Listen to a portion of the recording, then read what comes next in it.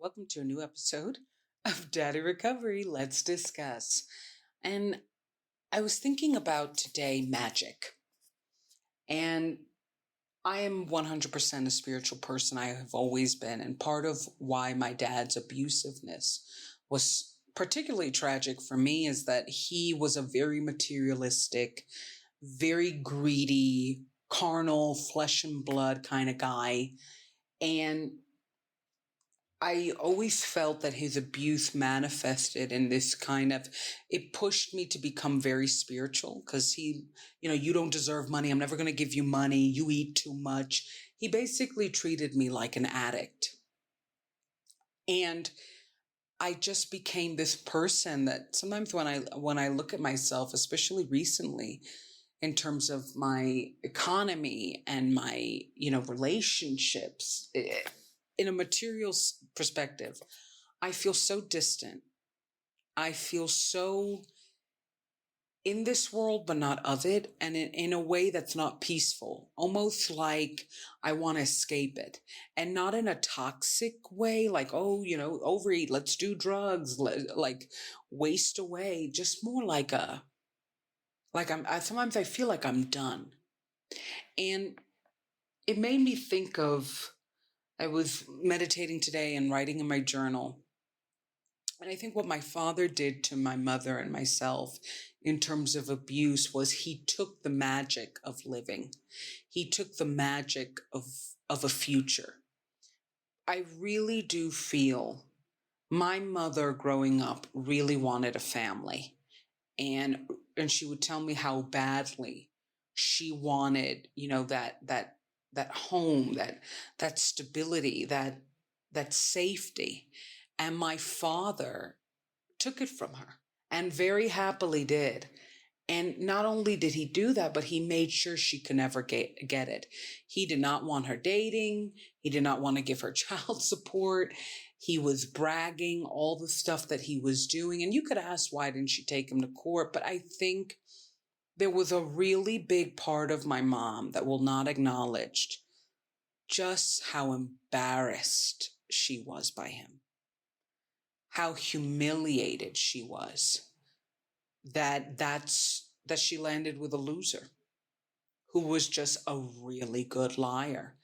And I never felt ashamed that my dad was a loser. I felt ashamed that I had to act like he wasn't, because I felt it purported and approved of his misbehavior and of his bullying and of his constant saying, I give my other kids everything, but I'm not giving you. And I had to act like, oh, he's just kidding or he's being dumb, but he wasn't giving me anything. He was just verbally assaulting me. And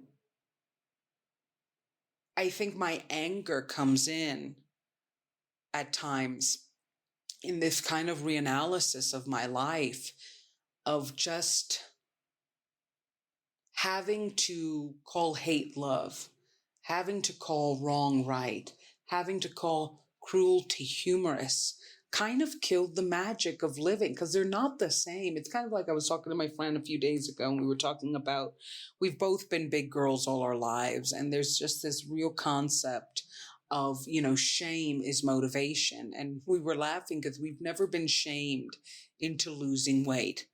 At best, whenever we focused on it, it was for health reasons, maybe a dress we really wanted to get into, but it was always because we wanted to tap into our health, into our sexy.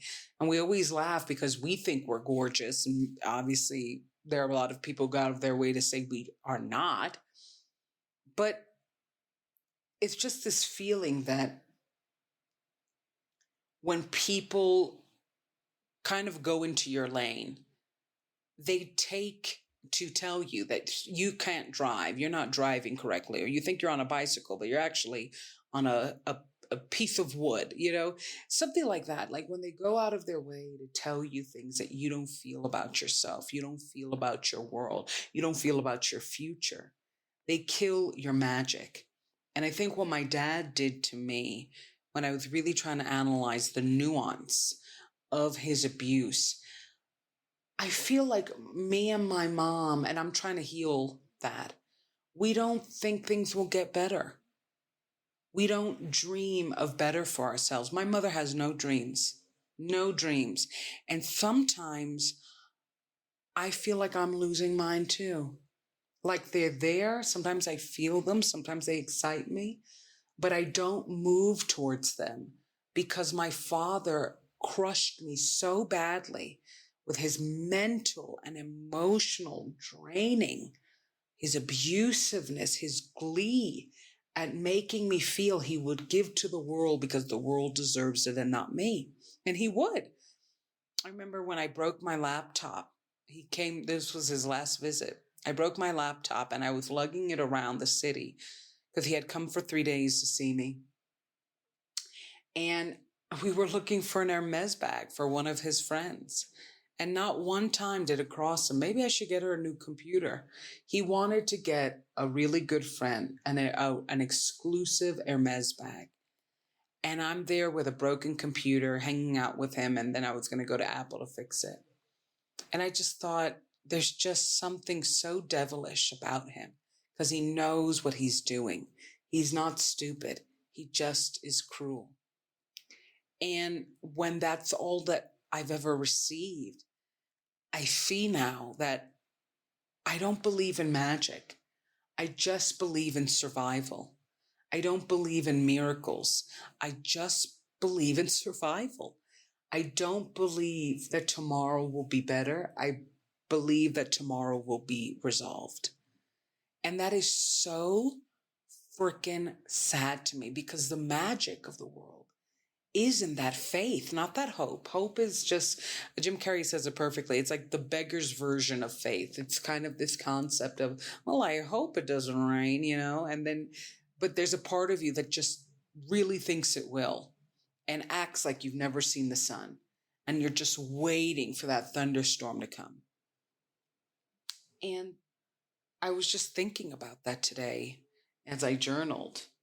I don't believe in magic. I believe in the magic of me in terms of how I make people feel, in terms of how I uplift them. And my mother, you would never believe she's so sad or unbelieving that things can get better for her because she will talk to you as if, like little orphan Annie, the sun will come out tomorrow. Things are going to get better. She's so positive for everybody except her. And I'm the same way. And I'm like, but there's a part of me that's so tired of that, so tired of being a love fountain that everybody drinks from. And the minute I try to, get some of my own water, I'm suddenly dry. And I don't know how to resolve it. I can't, daddy recovery is about recovering. I'm still recovering. But I know I need to. I know I want to, even if just for the essence of feeling the magic. Because I think that's why we don't go for things. When you don't believe in magic, when you don't believe in manifestation, when you don't believe that the universe is on your side, when you don't believe things can get better, when you don't believe you can meet good people, it's like, well, you might as well be dead. It's just this feeling of like, if I don't believe there's magic in my life, what is the point of defining myself as such? What is the point of being that for others if I can't be that for me, even just in feeling? Because I'm going to live. I'm going to stay. I'm not trying to end my life again. But I really need magic. I really need magic. And Business Class came out. And I feel like I didn't fight for it enough. I didn't put enough love, but I'm still learning production and I'm a bit shy. Please go hear it and see what you feel about it. It's under Deandra on all platforms.